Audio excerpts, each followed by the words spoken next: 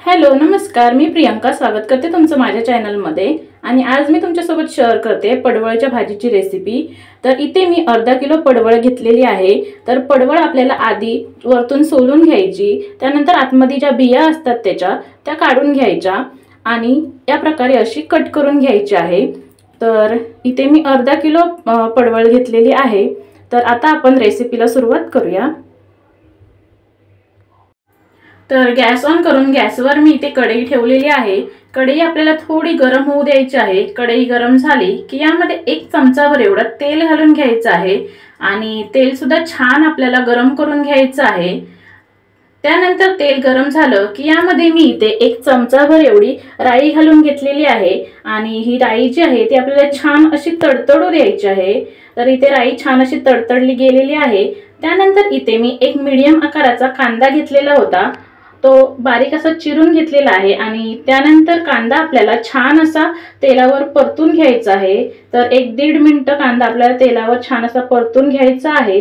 त्यानंतर इथे 5-6 कढीपत्त्याची पानं मी घेतलेली होती, ती यामध्ये घालून घेतलेली आहेत आणि त्यानंतर यामध्ये इथे मी 4 हिरव्या मिरच्या अशा उभ्या चिरून घेतलेल्या होत्या।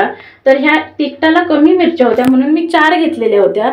जर तुमच्याकडे तिखट मिरच्या असतील तर मिरच्यांचं प्रमाण कमी घ्या, 2 मिरच्या तुम्ही इथे यूज करू शकता। त्यानंतर इथे मी चमचाभर अद्रक लसूणची पेस्ट घालून घेतलेली आहे। तर अर्धा इंच आलं आणि 7-8 लसणाच्या पाकळ्या इथे मी कुटून घेतलेल्या होत्या, त्याच घालून घेतलेल्या आहेत। त्या सुद्धा आपल्याला छान अशा परतून घ्यायच्या आहेत। त्यानंतर इथे मी पाव चमचा हळद घातलेली आहे आणि चवीपुरता मीठ घातलेला आहे। तर हे सुद्धा आपल्याला छान असं एकदा परतून घ्यायचं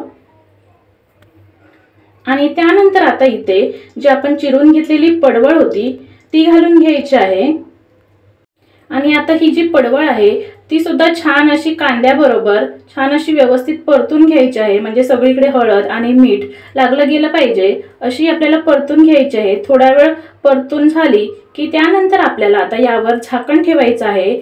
यामध्ये पाण्याचं प्रमाण अजिबात घालायचं नाहीये, कारण की पडवळीमध्ये पाणी असतं। तर ही भाजी जी आहे ती आपल्याला वाफेवर शिजवून घ्यायची आहे। तर 3 मिनिट झाकण ठेवून ही भाजी मी शिजवून घेतलेली होती। त्यानंतर पुन्हा एकदा झाकण काढायचं आणि पुन्हा आता एकदा झाकण ठेवायचं आणि पुन्हा 2-3 मिनिटं अशी आपल्याला ही भाजी शिजवून घ्यायची आहे। तर पुन्हा 3 मिनिटांनी झाकण बाजूला करून ही भाजी मी छान अशी वाफवून घेतलेली आहे आणि ही भाजी शिजायला जास्त टाइम लागत नाही, अवघे 7-8 मिनिटात ही भाजी छान मस्त अशी तयार होते। त्यानंतर मी गॅसची फ्लेम लो केली आणि पुन्हा ही भाजी शिजवून घेतलेली होती। अजून 3 मिनिटांपर लो फ्लेमवर मी ही भाजी शिजवून घेतलेली होती। तर इथे आता आपली ही भाजी तयार झालेली आहे। त्यानंतर यामध्ये वरतून आपल्याला किसलेला जे ओलं खोबरं असतं ते घालून घ्यायचं आहे। या ठिकाणी जर ओलं खोबरं नसेल तर तुम्ही या ठिकाणी जो दाण्यांचा कूट असतो तो सुद्धा घालू शकता। तर हे बघा, छान अशी आपली भाजी इथे तयार झालेली आहे। तर पटकन अशी होते, खूप सोपी अशी रेसिपी आहे।